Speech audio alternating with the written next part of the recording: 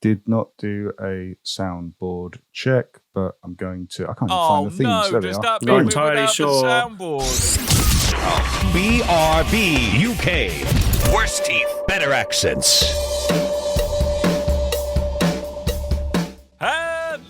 Hello, and indeed ahoy hoy, and welcome to episode 506 of BRB UK. That's how many pounds it now costs to turn on a light bulb. Congratulations, welcome one and all. I'm Dan, I'm one of your hosts. Hi. Hope you're all doing well. Hope you can manage to keep smiles on faces despite the continuing madness that is this decade of the 21st century. I'm joined, as ever, by Coleman. Hi. And also by that man over there who's called Timothy Hibbs. Hello. Sorry, Timothy Kenneth Hibbs. How are you doing? Timothy Kenneth James Hibbs. If you're going to full name me, Dan, at least full name me. Come on. Put some respect on his name. I'm in the cheap sheet. Cheap sheets? The cheap sheets? The cheap sheets? Cheap sheets. Cheap sheets. You're in the cheap sheets. I've only got one middle name. Have you got a middle name, Coleman? Yeah, I don't tell people. Yeah, Oh, why? Because he's an international man of mystery, Dan. Yeah. Is it because it's Miranda? Oh, damn it. No, Christopher Miranda Coleman. Tim's revealed my middle name on the podcast a couple of times, and I've beeped him out like he's swearing every time. It won't get through even if we tell people, Dan, so don't worry about it. So actually, your middle name is Dick Bucket, right? Sure. It's easy to remember. Think of a bucket of dicks.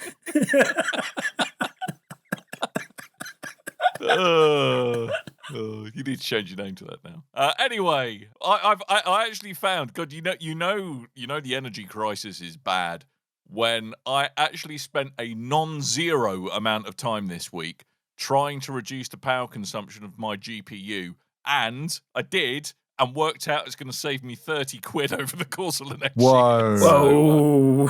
I mean, there might actually be some mileage in us PC gaming types getting together and recommending ways in which you can reduce power consumption of your hardware without much of a hit in gaming performance. Maybe that's an idea for another day. Anything's better than saving £10 a year on buying a toaster.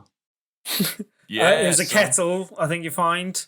But, a kettle. And it wasn't saving £10 a year. Right. Well, it was saving £10 a year, but having to spend £20 to do so. And it's like, okay. Yeah. Well done. I mean, I in 3 years' time, you saved me a tenner. Good work. Everything's going to be cold brew from now on. Cold brew tea. Yeah. If you want a cup of tea, I now need 36 hours notice. It's as simple as that. It's just got to let it steep in ice cold water. So I now power off my PlayStation rather than put it in rest mode. Not the Xbox, though. I can't figure out how to do it. Yeah, I mean, I have done that as well. Unfortunately, it does mean that with the PS5, their very unique patching process means that you are waiting around forever for something new to install. But no, I mean, seriously, that is a blooming good tip if you are looking to save some dosh on keeping everything powered in. Don't put stuff on sleep mode. Turn it off. And by off, I mean off. I mean really off. I've been doing that anyway with my PS5 because I've been having lots of power cuts with my kitchen being messed about with.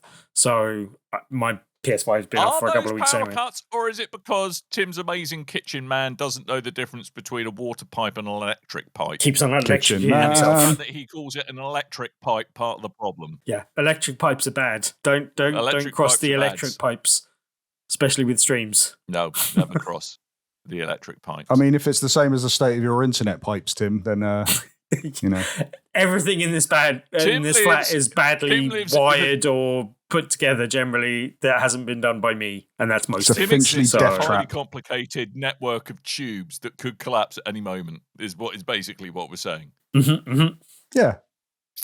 Yeah, if you wondered, which you probably weren't. Anyway, we should talk about stuff we done played this week, because this is, after all, a video game podcast and has nothing to do with energy crises or the politics state of Tim's kitchen. We're keeping politics out of video games by talking about them before we talk about the video games. Yeah, I had the opportunity to play something very briefly that I was interested in and I heard good things about. So I'll be very brief about it, and I have tried it not only on my massive dick, but on my my power guzzling PC that I have. Guzzling. And there's F1 Manager 2022. So you've all heard of Football Manager of its various ilks. This is like that, but for Formula One zoomy racy cars, where you get to play the role of a team principal, deciding the strategy of your team race by race in the complete calendar and with the complete licensed roster of drivers for F1, which is a Formula One international property. I have to say those things. It seems it's by Frontier, randomly, as in the people Psychiatrists. Almost that, but with less late 90s, early noughties dub music. Crazy in the Coconut. Stuff. It is Crazy in the Coconut. What does it mean? Frontier Psychiatry. Or needs therapy. Yeah. Okay. Branagazoo, what's happened to you? When I count to 3. Big Avalanches fan. It's great. It's a corking album. Yeah. Let's go back to this game. Let's go back to this game. Yeah, so I've only had the chance to really do one race. Man, there is a lot of stuff to worry about. So, like, literally everything from working out who you hire in the simulation team to who is designing this and that and contract renewals and your drivers and keeping the sponsors happy and working out on race day which tyres to use and how long to use them for and tell them how much they should be pushing on the accelerator pedal and how much gas they should be using versus electricity. All of this, a lot to cope with, and it makes my brain hurt, but I'm also slightly addicted to it. Is this the game or you trying to get your energy bills again? That's again me trying to get my energy bills. Crack team. I think my immediate hot take on it is that I really wish they just reused the Codemasters engine because, frankly, graphically, tad but ugly in places. Well, it's a manager game. It does have all of the real. Well, yeah, but they've tried to make some bits of it 3D, and it really doesn't look good. Some of it. It's a shame you could. So, whilst there's a lot to do and it's very faithful, it's a shame you can't have your own team because that would have been cool. So rather than just step into the shoes of an existing manager, I've decided to make life difficult for myself and manage Alfa Romeo because, hey, why not? But you replace that person rather than being able to bring your own team, which I think is a bit of a missed opportunity. But there's no save. And yeah, you can speed the race up, but quite often there's bits where things can go sideways very, very quickly.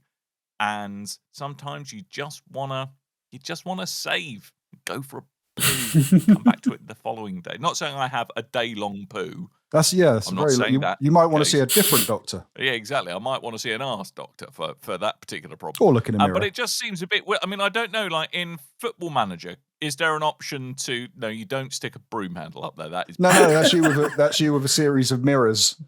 Yeah, seeing a doctor. So Tim lives in an intricate system of tubes. I have an intricate system of mirrors with which to visualise my own piles. Yeah, to look at your bottom.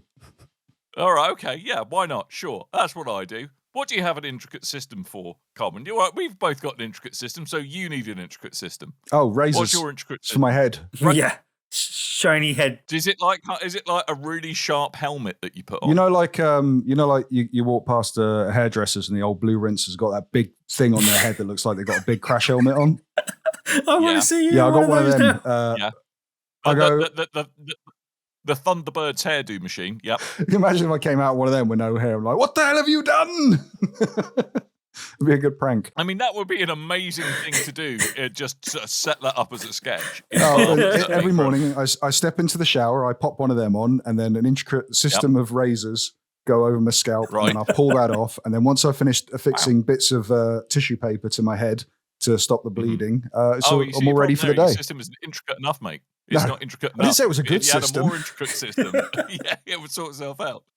The Rube Goldberg of shaving. Yeah. All our American listeners are going to think we actually live in proper Wallace and Gromit-like worlds now, basically, with steam-powered contraptions. That's what England's like. Shaving your head and stuff. It was what England's going to be, I tell you, mate. So, yeah.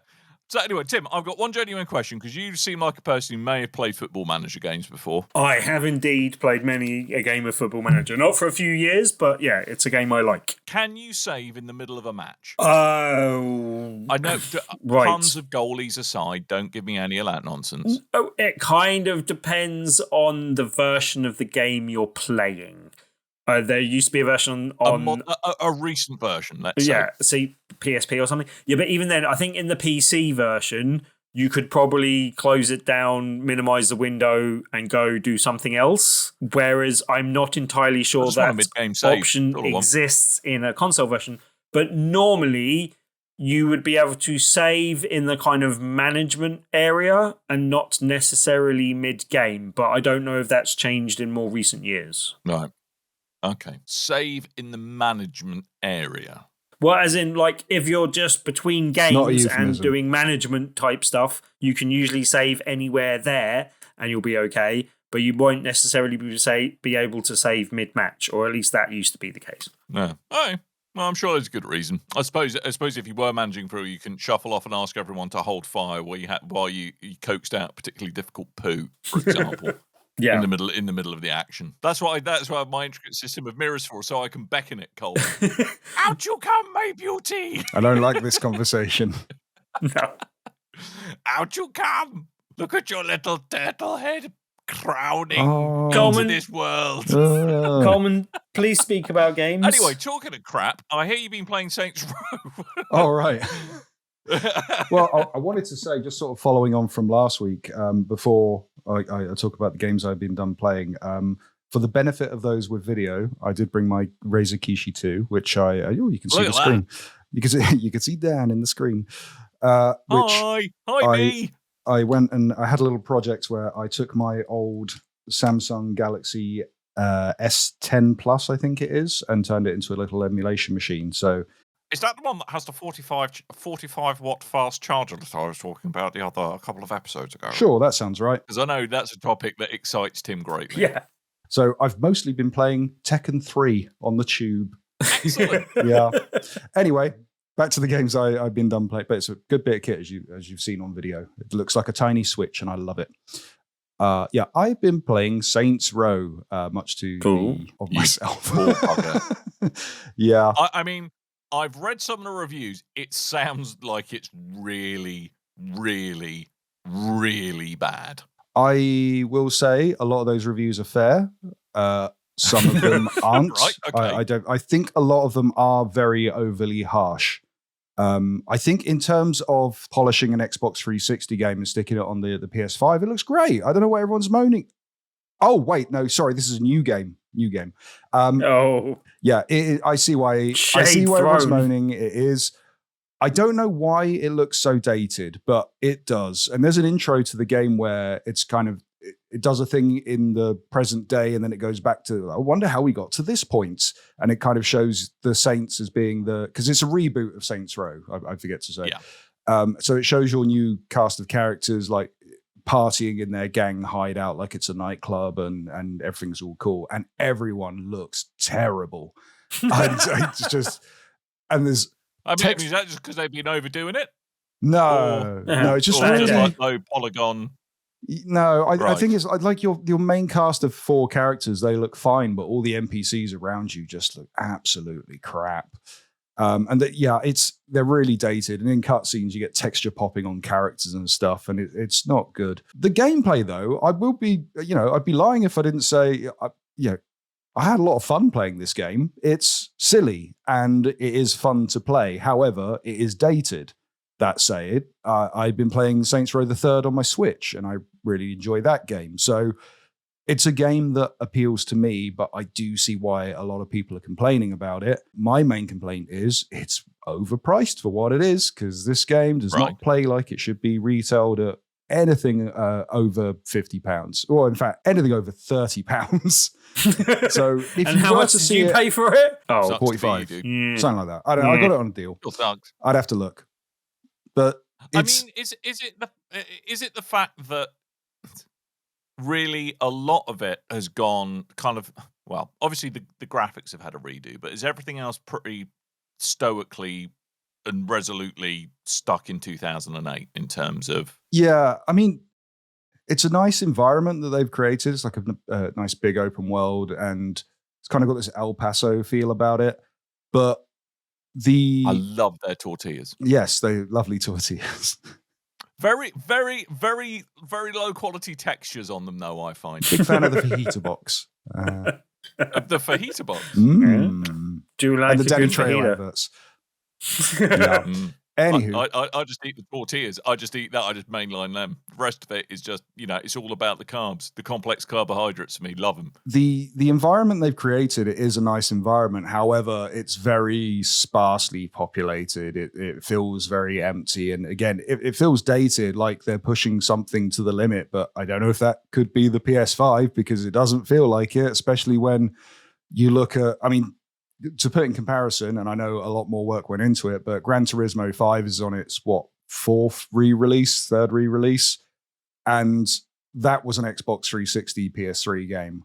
And that is on PS5. And they've added more crowds, more cars, and just populated the world even more and made it run at 60 and all this kind of stuff. This one, even though it's meant to be running at 60, it doesn't quite look like it's running at 60. It seems like it's chugging a little bit. But yeah, it's very, very dated in terms of controls. Like the shooting's bad, the driving's bad. It's just an open world funny game. At least it's consistent, right? The writing's bad. Okay, it's still consistent. All right. Yeah. But the main draw of this is meant to be it's a reboot of Saints Row, and by it being a reboot, like all your original characters are gone, Johnny Gat's gone, and a lot of the kind of customizations that you may be used to making your boss, that's all. A lot of that's been replaced with more up-to-date versions, and your cast of characters are more kind of Xennial, millennial types, and it's meant to appeal to a younger demographic, I guess. What they've done is they've taken a lot of the sort of like, there's no big swinging dildo bats or anything like that. They've taken a lot of the crudeness out of it. Yeah. Which I don't really mind with, because that's like, call that's yourself one of those a things where Saints you're Row playing a game. game and something happens and your girlfriend walks in the room. You're like, oh, you've walked in on the worst possible point. So there's not really much of that to happen. You can still make a character, I think, that has no trousers on, and they do a blurry bit on the genitals, and there's that kind of stuff. But they've taken like the really over the top stuff. But it's not a Saints Saints Row game unless you can cock slap someone to death with a 15-foot dick. Well, let's face it. That's only, to be fair, wasn't that Saints introduced Row at the third? 3, and onwards, basically. Yeah, Saints Row 3 and 4. So that was taken out for the reboot. But yeah, I don't know. It seems like they needed a lot more development time, and it really feels like that's what I was going to ask. When Telltale got to like their Game of Thrones period, and everyone just went, "Wow, this game engine needs a really big revamp," because they've been old. Yeah, it's old, and they've been just polishing the same game engine again and again and again until they had like a really big overhaul around about the Batman era. But it feels like this. It feels like they've taken a 360 engine and polished it up, which I don't think they would have done that, because that seems insane. Yeah, you didn't bring out a brand new game for the PS4 or the PS5. For the PS4 generation. So you've had a whole generation to work on a game where you've just been pumping out the same games again and again. Would they have done that? Although you say that, and Destiny 2 is actually running on, albeit a heavily modified version, it's still the Halo 3 game engine. Oh, is it really? If you look at its guts. Okay. And some of the creakiness it has is due to that. So I wouldn't necessarily be surprised if they didn't just there's still bits keep the same guts of the engine and just throw more processing power at it to get the output they wanted. And that might explain why some of it looks janky, because there's kind of old gen limitations built into it. Complete and utter making this up on the spot. It does look like it's been rushed, like as in they kind of gave up on it and went, we're just going to have to ship it like this, basically. Which is... Yeah. I mean, I've got to admit, I'm not even entirely sure why they re-released it. Was this really a game that people were clamoring for? I think the main problem is that there are Saints Row fans. There is a Saints Row audience to play to, and their last game, Agents of Mayhem, I believe it was called, did not sell well to that audience. So they needed to make sure they made a game that did. And I'm not sure the best idea they could have had was to burn their Saints Row audience, basically. Like, doesn't seem like a good long-term business plan, basically. My copy of Agents of Mayhem was still in the plastic wrap when I gave it away to my girlfriend's niece with a bunch of games, and I'm pretty sure it's still in the plastic wrap. Sealed. I think as a public health intervention, keeping it hermetically sealed. I don't know if Tim's one's open because I bought 2 of them because they were £1.50. I was like, we can both play this together, and we never did. We never did. I'm not sure I opened it, but that's a bit cruel on it because I didn't actually entirely dislike that game. I won't go to bat for it and say, "Oh, that was brilliant." Open it. How do you know? Because I played it in preview. So yeah. But yeah.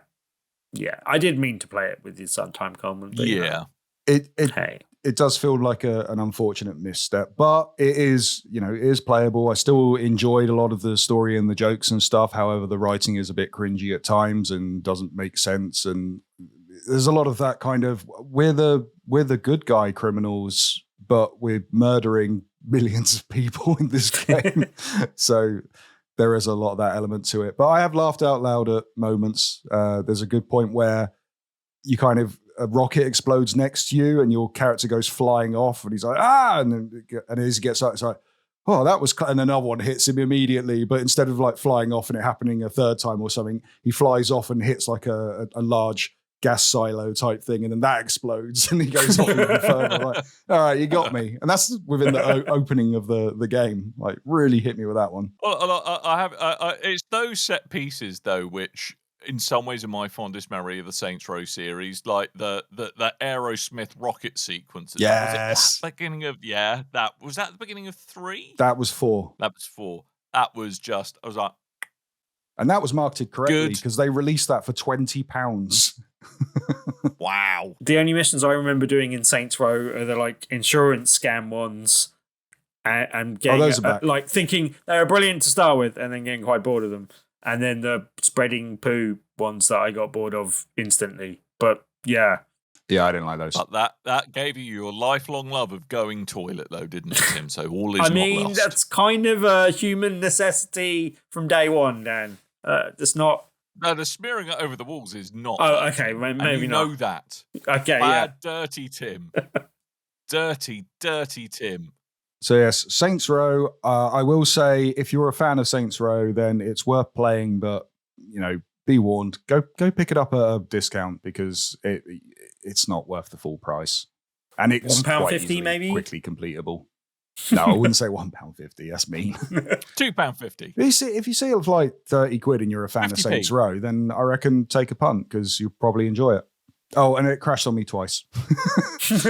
Oh yeah, now that I have. So that's the other thing I was going to ask. Is it as prone to falling over itself as everyone says? I'm not getting the bugs and the glitches that people are getting. All I've had is 2 crashes, proper crashes, and I've put a lot of time into this already. Crashes are not as funny as bugs. I'll forgive bugs more than crashes because bugs I can laugh at least. But a lot of the bugs that were and graphical glitches and stuff that were being reported were in the reviews, and there was a day 1 patch, and so I don't know if a lot of that stuff's just been removed. Yeah. Or I might just have a lucky run. I don't know. Yeah, Saints Row. A lucky run. I sort of recommend it, I guess. At half price. Wow, that glowing. I give it a solid glowing out of 10.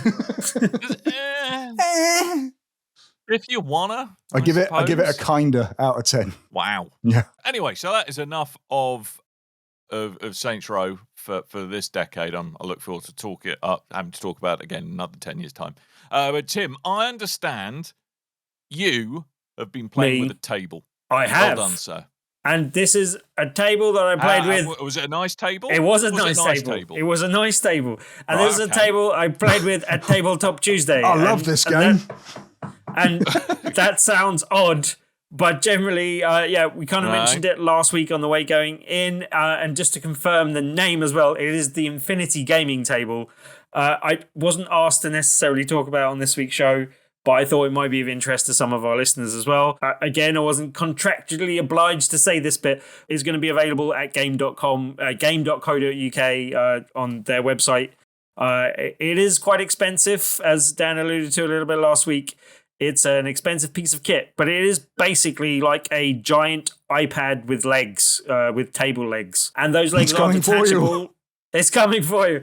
So what kind of legs? Detachable legs, Dan. Detachable legs. Detachable legs. You can actually detach them and stick it on a regular. So it is just a massive iPad on a regular tabletop. You can live the dream of any older person who owns an iPad and use it as a big camera. Big camera. Wander around with it. Be amazing. But no, I mean, it is basically a massive touch screen, and you can play. Some of the games play up to 8 players that were available for us to have a look at. And we messed around with Just need 7 friends. Ticket to Ride, Pandemic, which were the kind of main ones for the crowd that was there. But then there's also a load of like family favorites and some slightly nerdy versions of some family favorites as well. So there was Hungry Hippos, which obviously plays a little bit different. That was one that we had some fun with. And then there was stuff like Batman Monopoly, which, if you're going to play a Monopoly, I reckon that's the one you're going to play, Mr. Coleman, no? Gothamopoly. Gothamopoly. And yeah, because that just sounds like Mr. Monocle with a flipping fringe coming over. Listening to a Muse album. Yeah. But there's also Muse, there's also like goth. nice versions of like even more classic games like chess and drafts and backgammon, and they've all got kind of a nice sort of tactile like feedback to them as well. So when you're like pulling the pieces forward and sort of dragging them forward to move them, it kind of works. You can also play those in one player as well. So it's got like haptics built into the table. Yeah, I think so. It's got some sort. I'm not sure it's haptic feedback, but some sort of rumbling feedback when you're pulling stuff across and moving stuff around. That kind of works nicely for like stuff like Hungry Hippos. Yeah. And variety of games. Some of them you do have to pay extra for, but a lot of them come available on the table. There's some games. 900 quid. Yeah, yes, but the more licensed stuff, I think the ones we played, Pandemic and Ticket to Ride, are an extra download. But they are like particularly made for the table. Like they are, redesigned slightly so they work with the table interface well. My plate's made for a table. It doesn't mean it's that I have to charge that amount for it. I have a question. Yeah. Dan, how much was your Steam Deck? My Steam Deck was £569. Could you put legs on it?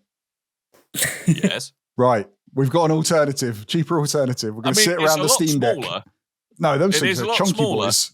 I have to say, even I was a little bit more skeptical going in, but actually having seen the kit, and this is one of the advantages of going down and seeing it, which you can do at loading this week, and I'll give you an extra reason to go and do that if you get the chance to do so. But yeah, if like actually seeing the piece of kit and actually getting to play on it, you can see the advantages to it. I do think there's a few little things in development that they could do. Like it shouldn't be quite as easy to accidentally quit a game and stuff like that, and a few other things that I'd like to see them develop that can be developed over time. But the actual piece of kit and the way it works, I was actually reasonably impressed with. I was like, oh, okay, I can actually see this having more use cases than I thought possibly. There is also a selection of games that have been made by Infinity themselves. There's a little tank shooting game. And a variety of other games that they've come up with that particularly use the table and particularly use that interface in terms of control and stuff like that. There was one about like picking up chickens and dumping them in the relative corners and stuff, or relative catchment areas and doing stuff like that. Chicken so dump. Like there is definitely a family leaning to the selection of games that there are there, but the fact that they do have games like Ticket to Ride and Pandemic is hopeful that there'll also be other things coming down the pipeline as well, basically, that might be of more interest to the regular crowd of hobby gamers and basically, tabletop gaming peoples. But yeah, I could actually see, like, there's one thing I don't know if they've thought of yet, but I could actually see some really interesting uses for that for, like, D&D games and general RPG stuff as well. Just like, scenes and ways of setting things up and like scenic scenes, my favorite scenes. Well, like having a roaring fire or different bits and bobs that you can go to kind of set the scene of the environment you're in. Not necessarily having maps for each different things, because I understand that might be a bit more difficult, but just having something that people crowd around the table and it kind of leans into that side of things as well. So I think there's other things they could do with the device and other things they could do. But as I said, like actually having seen it myself, I think it's more interesting. The other side to things as well, and this got even better than I thought it was in the details that I kind of gave on the competition that we're doing at the moment. Every single person that was at Tabletop Tuesday and every single person that goes along to loading this week, and it will be there until I think Tuesday next week. Every single person that goes along, and you do have to take a photo of yourself with the table and put that up on social media. And there is a little QR code that you need to scan to get details of a form you need to fill out. So that's a little bit of work. But if you do that, you get a £50 gaming voucher for a £50 voucher for game. Ooh. And not a chance to win one, you get a £50 voucher. So it is very much worth going along to, the loading bar. Just to clarify, it's the one in Stoke Newington, because they do have various locations. It's the Stoke Newington loading bar. If you go along there, it's there this week. As I said, you can ask details at Stoke Newington. England, mate. You can ask details behind the bar, and they can give you some more details. But there's a QR code to scan there. And as I said, you just need to scan that, fill out a little form. There's very basic details. You need the one thing you might need, but just to clarify, you need a game account and you need your registered number from that, because they need to accredit that to your game account, basically. So this I imagine most of our listeners have a game account anyway, and you have to have a social media that you can put the photo or video of you playing up, basically. £50 it can be yours from game.co.uk, and thank you very much for them for backing us up and doing that. But yeah, as I said, I it had to be explained to me multiple times before I'm like, what? Everyone gets a £50. Everybody, not just one person. No. Everybody. Okay. So yeah, go along and do that, because that's worth doing. I mean, it's always nice to go along to loading bar, but you've got an extra £50 in your pocket if you do this week. So I suggest going and doing that. And as I said, you can check out the Infinity Gaming Table and see if I am wrong, if Hungry Hippos is enjoyable, and see what you think. And let me know. See what other people think as well. The answer. Hungry Hippos is immense. Yeah, I love Hungry Hippos. I love Hungry Hippos. And the legally different, cheaper version, Ravenous Rhinos. Oh, yeah. Oh, they're ravenous. Pretty Peckish Pigeons as well is also a good game that you should check out. You know what this calls for? By Grabthar's hammer. What a savings. What savings. Good. Moving on, shall we talk about the news? Good. There's a couple of topics. Let's talk about the news, because first of all, remember there's the whole thing where Xbox is purchasing Activision-Blizzard? Hey, yeah, I hear both sides like all the money. Mm-hmm. And there has been... Wasn't there a Watchdog thing in America about them getting a bit grumpy about it? And I was slightly surprised that other countries hadn't got onto this bandwagon and were slightly suspect of the whole thing, probably ought to be doing Watchdog things themselves. Well, there was, and I'll tell you what, Dan, the UK's not happy either. Really? Yeah, because our electric's gone up and our gas has gone up and petrol's gone up and none of us can afford to live anymore. But also, the UK's Competition and Markets Authority, it's funny the CMA, because it's true. They've recommended we laugh because if we don't, we'll cry. They have recommended an in-depth investigation into Xbox's intended acquisition of Activision-Blizzard. That sounds like the thing that vets do that go up to the elbow. They've had a phase 1 investigation back in July, and following its initial results, there were concerns from the CMA, and they followed up to say that they now need a phase 2 investigation. Phase 2? Yeah, which is a much more thorough... Boogaloo. It's a much more thorough investigation where you see an independent panel of experts providing more intensive probe into the original concerns raised. Again, Bobby Kotick would love that. Yeah, that then gave Microsoft and Activision-Blizzard 5 days to submit a response if they want to prevent a phase 2. But they've come forward and said that they're willing to work with the CMA in whatever way they need. So I don't think it will stop. I don't think this is going to be something that's going to cause a problem in the UK. No. Right, it's a big merger. It would be very strange if it didn't get the full level of investigation I doubt that will do anything to prevent it. Well, and I've seen a few people say, yeah, this is nothing. This is like this is par for the course. This is exactly what you'd expect. Standard procedure. So standard procedure. But what I don't know is if America passes it and we don't, what happens then? Like, what happens if we did object to it? Would that make any difference? Like, would they just go, all right, you can't sell your products in the UK then? Or you have to give us £1 billion? Or I don't know how what would... It means Bobby Kotick gets deported to Putney is what happens. Oh, no. I'll see them. We don't want Bobby. I'll see them down Putney Station, the bar, not the not the station. He'll be there he'll be there trying to win 50 quid's worth of games vouchers is what he'll be doing. That's the wrong area of London. That's the wrong area of London. All I know is that I love free money. I love free money. He doesn't get out of bed for less than $1 million. I mean, to be fair, though, I know one take on this is, government interfering and, something that's just going to make games better. But actually, I do think the CMA, it's right that things like this are investigated so that there isn't a monopoly, so that prices aren't pushed up, so to make sure it isn't anti-consumer. I mean, let's face it, everything's pretty anti-consumer at the moment, but, make sure that a deal like this... I don't trust them to do any of that, though, Dan. People. I don't trust them to have checks and balances in place to do that. I trust them to go, we said we'd do these things, they paid us some money, so now it's all okay.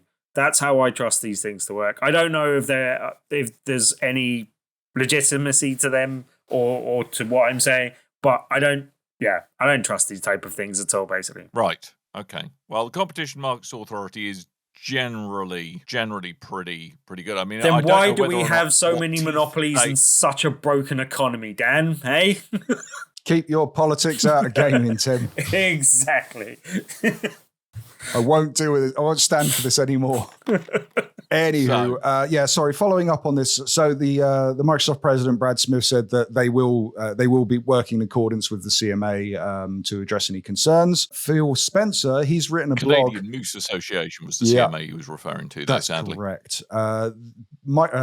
Phil Spencer, however, he's written a blog that has made their thoughts. So he's previously spoken out about this. He's written a second blog today. That's come out to say that games like Call of Duty that are now going to be,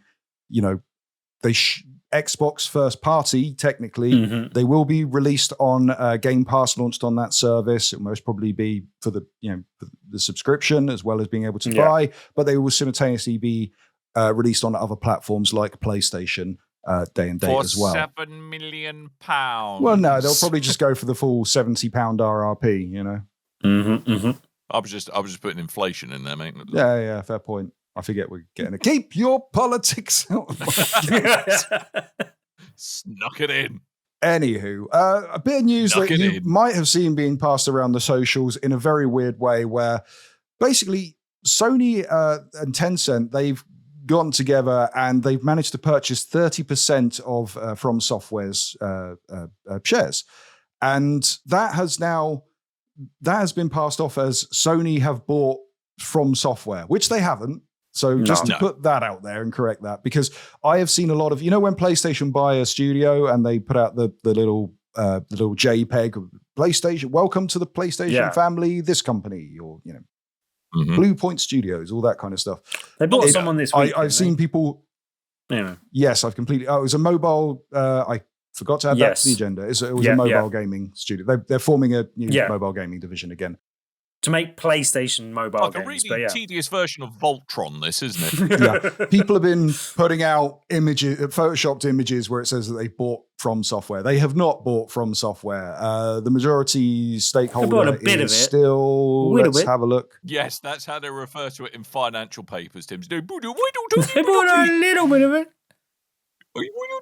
Kadokawa is still the 66% shareholder, I think. Anyway, they've not bought them. They bought shares in them. Yeah. I mean, I think what they've done, they've bought enough shares to have a seat at the board is probably what they've done. So they now have an influence over the direction of the company. It doesn't mean they control the company. Yeah. So they can go, hey, that game you're working on? Maybe you make that a PlayStation game. Yeah. Or maybe you want to make it a PlayStation exclusive, maybe. What? Maybe you want to be making Bloodborne 2, eh?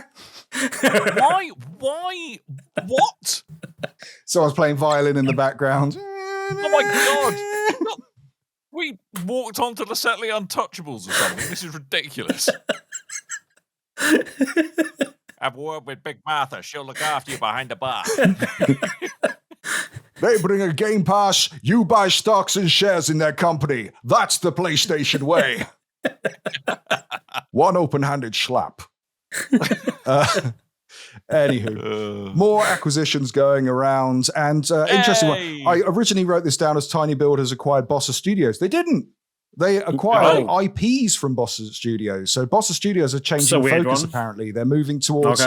They're making more co-op PvE type games. So they jettisoned a few of their IPs, and they've been picked up by TinyBuild. So that includes Surgeon Simulator, I Am Bread, and I Am Fish, which the latter I did not know existed.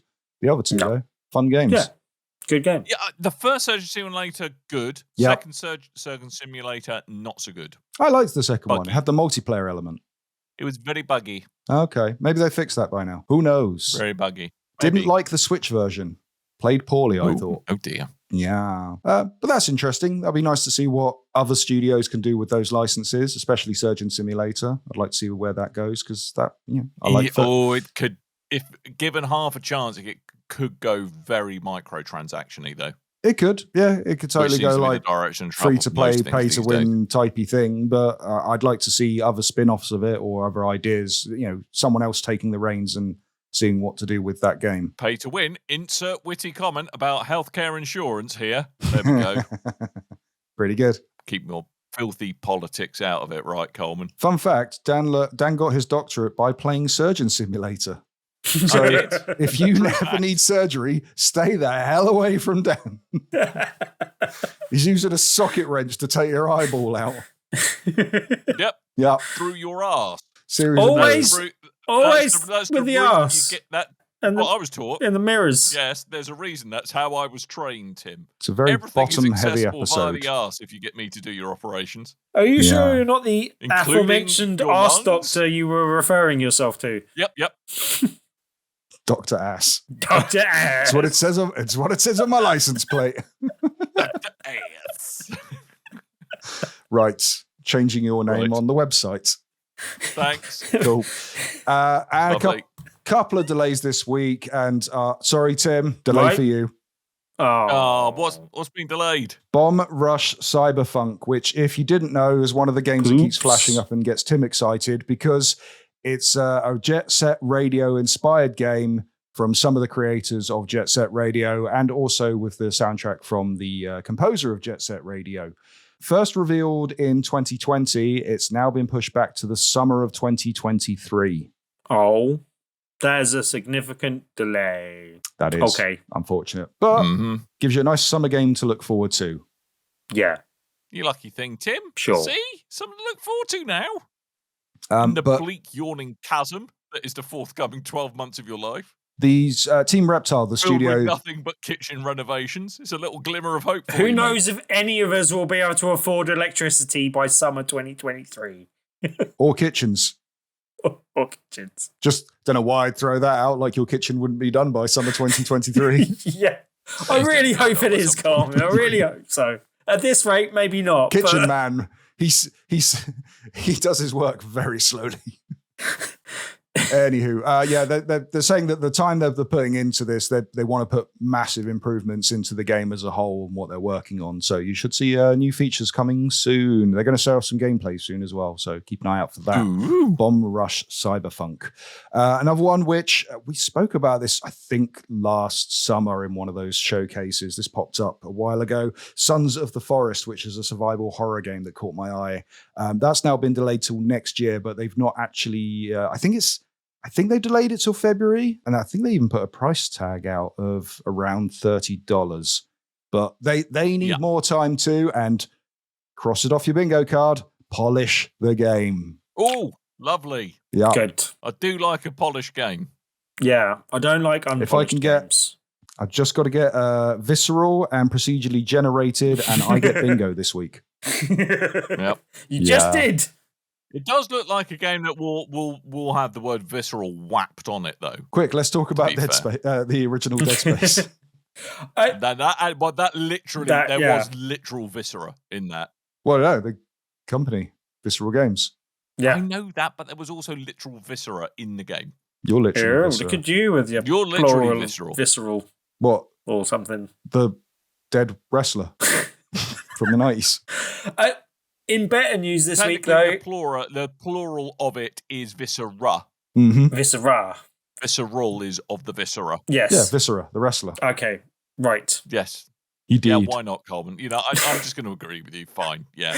Everything's about arses for you. Everything's about wrestling for Coleman. That's how this show works, Dan. You should know this by now. But yeah, in better news, I did see that Bear and Breakfast is coming out this week. In better news? Yeah, better news. Sorry, I think it's next week. I think it's the 15th of September, actually. So yeah, a couple of weeks. But much sooner than I thought, it's coming to Switch. Yeah. I know you guys don't care, but I do, and other people might. So... yeah, I thought I'd share some good news, and we'd only had delayed bad news. I try that routine with stuff I talk about, Tim, but it seems to wangy you. Well, yeah.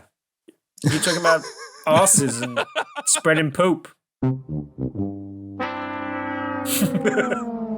good soundboard skills. I thought so. Do you know what, Tim? I wasn't interested when you first brought up Bear and Breakfast, but after playing, getting some of that simmy action in Cult of the Lamb, I will try the demo.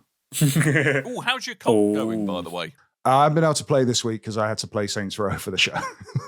I will get back to it. I wish I could play that on the handheld, but I don't have a Steam Deck, and the Switch version, apparently, it's quite poor. Oh dear. Lots of glitchy. Poor. I heard it was just frame rate initially. Now people are reporting like glitches and bugs and crashes and all sorts of things. So.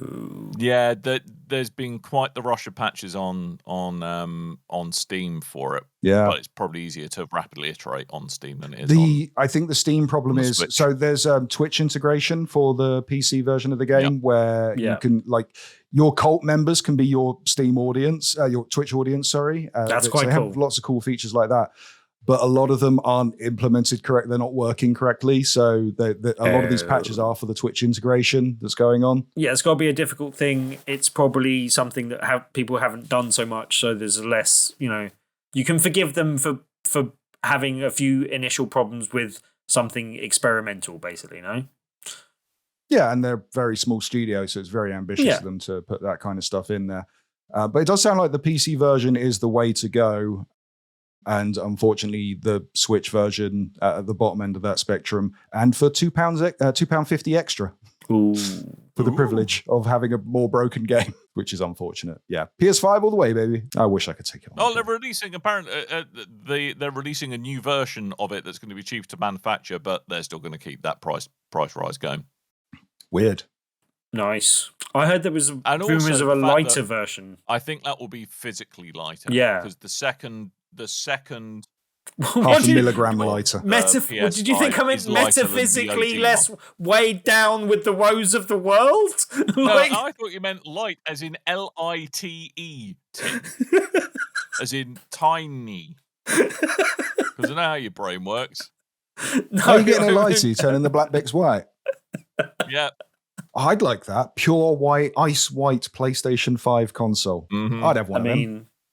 Would you? Yeah. Anything that's less ugly than the present one. I mean, it's a chunky boy with a face only a mother could love. I don't think anyone's the ugliest console I've ever owned. The PlayStation 5. I still like it. Really? Doesn't, the ugliest one you've ever owned? It doesn't sit properly. Name me an uglier console. Okay, maybe the original PS3, but... Yeah, the original PS3 is pretty gross. I would argue I liked the PS3 too. The Atari Jaguar with its CD attachment's pretty fugly. Yeah, the toilet. Yeah. Yeah, the toilet. The Apple Pippin. The revision of the Nintendo Entertainment System, the top loader. Pippin. That is horrible. Oh, really ugly. Yeah, with the bone controllers. They're disgusting. Yeah. Everything about it was a mess. Engage, that was pretty gross looking. Well, yeah, because it was based off of the well, yeah. The Sega Nomad was a weird looking thing. Oh, I like those. There's weird and there's ugly, and I don't think the PS5 is a little bit weird, but it's mostly just ugly. Diagram. I will accept you. I will accept there's a Venn diagram there. Okay, I'll accept that. I mean, the Nomad is basically a Steam Deck. But there are seriously fugly consoles out there. Yeah, but I think the Let PS5 us know your is ugliest console.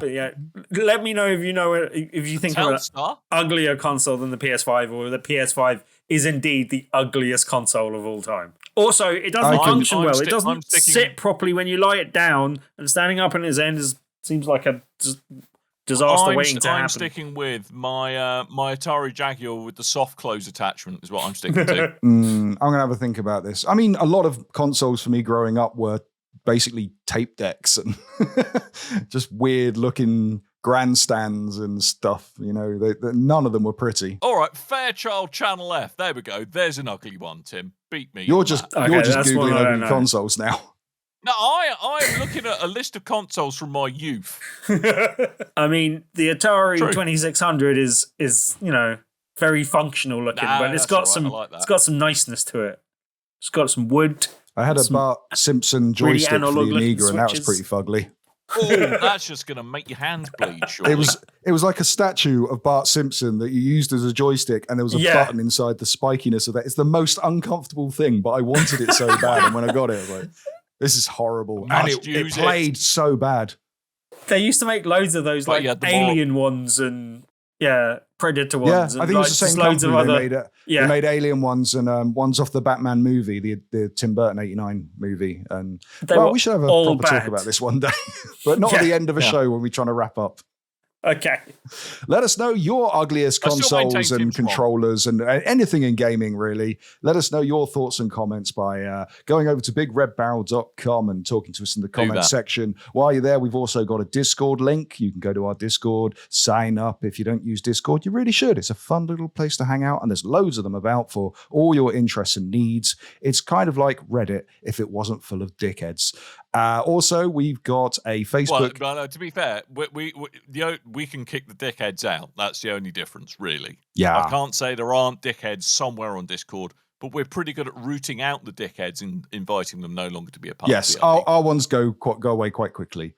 Never to return. Also, we've got a Facebook and a Twitter. Those are Big Red Barrel on each respective platform. PS5 dev kit. That was just my late response to Tim's ugly consoles. But that wasn't a retail release. That's a dev kit. Yeah. That's cheating. All right, finally getting all technical about it. Jesus. Yeah. I liked the look of the dev kit as well. Looked like a foot spa. And also YouTube, which I was trying to change to Big Red Barrel, but it's not worked, and I can't figure it out. And something's gone wrong, and it might have to revert back to Big Red Barrel TV. But either way, it doesn't matter, because you can find links to all those different places in the show notes of this here episode. Whatever podcast player you're using, on your phone, on your iPad, on your smartwatch, whatever. You scroll to the bottom, you look at the notes, links to all those things, plus chapters. We've got chapters. You can click on the bits and skip to different parts of the show if you are so well inclined to do so. And I tend to put handy links on there as well. So like last week we were talking about Gamescom. I will put links to the streams that we were talking about. Things like that. It's a very handy little thing to look in the show notes. You are too good to us. Too good to us. Well, all that stuff got added, and even the YouTube videos. That all got added because of suggestions from the audience. So let us know if you've got suggestions for the show or things that you'd like to see in the future. Discord's probably my most preferable way to do it, but yeah, anything really. Anyway, you can get us. Stuff and things. Carry and things. Sure. No, because they always go to Bleezy, and he never passes the message on. Just eats the pigeon. They can't always come back with a strange waddle to their He just engulfs the pigeon. Absorb it like some kind of Aphex Twin video. Wow. Anywho. All pigeons never knew what hit them. As well as supporting us in ways of speaking to us and stuff, you can also go leave us a review on any format that you can leave reviews on. They usually get back to us in some form, and we tend to read them on the show if we like them. And also, you can support us by, not just Big Red Barrel UK, but you can support Big Red Barrel by going over to tpublic.com/store/BRB. There we have a fine array of shirts and mugs and masks and coasters and knickknacks and doodads with different kinds of BRB designs emblazoned on them, but also not just BRB. We've got video game stuff, and Dan's face. My face. You can put my mug on a mug, all right? And if that's not worth the price of admission, frankly, I don't know what is. Yeah. Sort it out. Sort it out. Get my mug on your mug. All right, please? Yes. It'll make me feel better about myself. Yes. A little bit, no. They should be our best-selling mugs. Dan, you need to introduce the concept of Tuesdays, or we just sit in silence waiting for Tim to talk. Well, we could do that, but Tim. Yeah. Tim. Yeah. Tim. Dan. All right, I'm going to give you a little cue, okay? And then I just want you to freestyle it. See where it takes you. Okay. All right? Okay. Tuesday. Well, on a Tuesday, Dan. Tuesday. I usually like to end up in the same place each and every Tuesday, and that is the loading bar in Dalston, because we do a little event called Tabletop Tuesday. Normally, and I say normally because there's been some abnormal weeks of late, but normally we have a different board or card game that you can play that evening and win a copy of the game at the end of the evening. We will have a game this coming Tuesday. We didn't have a game last Tuesday because we had the Infinity Gaming table that I was talking about previously, so that was a little bit different. We sometimes have creators come in and show off their games, but usually you can come along, play a game, and win it that evening. I will have more details later in the week of this week's game. There is a slight reason for a delay, but we will have a cracking game this week. It is a very good one. I just have to delay the announcement for reasons I can't go into. There are more details will be up on the left-hand side of BigRedBarrel.com, or you can go along and join our over 2,000 members in our meetup group. Meetup.com, search for Tabletop Tuesdays. Splendid. Trying to distract me with my own name. Just saying his name. Kenneth James Hibbs. Timmy. No. I don't. That's probably something we're not allowed to do or say anymore, I would imagine. He's still in South Park. It's fine. Is he? I'm amazed that he's still in South Park. Anyway, that's your lot. We're done. Sure. Mm-hmm. We have asked him about Tuesday. Coleman's told you places to go on the internet. Spoiler alert. Places with Big Red Barrel or Big Red Barrel TV in the name usually do the trick. And, can I throw an addition in? Oh, yeah. Sorry. It's a very quick one. This Saturday, I'll be going to Cardiff to go and see Clash at the Castle, the first WWE big pay-per-view since 1992. Yeah. I've been waiting 30 years for this event. Does that mean we might get to see you on TV? Just look out for your Probably not. Little heat. Well, mate, my Andrew got the tickets, and I'm pretty sure we'll be up in the nosebleed, so probably won't see me. Unless you see, like, the shine coming off my head, maybe. Or hold up a sign. Hold up a sign saying, look for the shine. Oh, yeah, no one, big arrow going down. In the wrestling audience. No one ever does that. No. Just hold up one saying 316. See? I know wrestling signs. There you go. Yeah, I think there's a few of those. I'll just do what that guy from Giant Bomb did at WrestleMania, and he just printed out a gigantic sign of his face. I'll do that. But no, I was saying if there's any wrestling fans that happen to be going to the show as well, then let me know. There might be a meetup opportunity before, because I'm getting in way early. You lucky little sausage. Have fun in Cardiff. Cardiff. You're so excited and bright-eyed and bushy-tailed today. Mix up with the train tickets. Wow. Yeah. Well, enjoy. I will. I hope. I'm sure fun will be had. Less said about the former CEO, the better. Right. Who are you going to see? Roman Reigns and Drew McIntyre will be the headline acts fighting for the big I've heard the big of one belt, of them. the big championship. That thing behind me. Yeah. Yeah, is that why you have to go? That's why you have to go, yeah? Got to take it back. I gotta drop the belt off. Well, have fun, mate. Yeah, right. Should be a good show. We are going to go. We've officially had enough now. So, look, it's been a pleasure speaking at you. And all that really remains is for me to remind you that I have been Dan. I might have been Tim. I've been Chaos. Surprises me every time. Very predictable for Chaos. Yeah. Very becoming slightly predictable Chaos. Yeah. Although, is that just meta Chaos? Is he so chaotic that he's now become predictable? It's really hard to take a victory sip while you're having a grin. Possibly. Who knows? Anyway, we're going to let Just your snorted ears in have your a break now, glass. listeners. Lovely. So, thank you for downloading us. And until next time, dear listeners, toodle bye.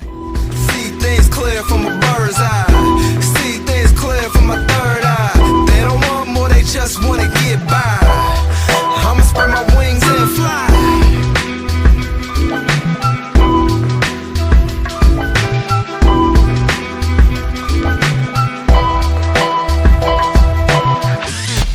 You and your ears are quite welcome for the podcasting goodness that you just heard. Why not roll on over to BigRedBarrel.com for more podcasts, news, reviews, and videos from the biggest, reddest site on the internet, BigRedBarrel.com.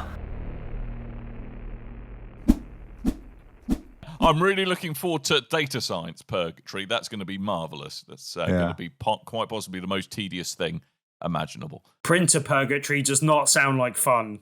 It's not a place I want to be. No, it doesn't. Constant paper jams. Printer Purgatory. I thought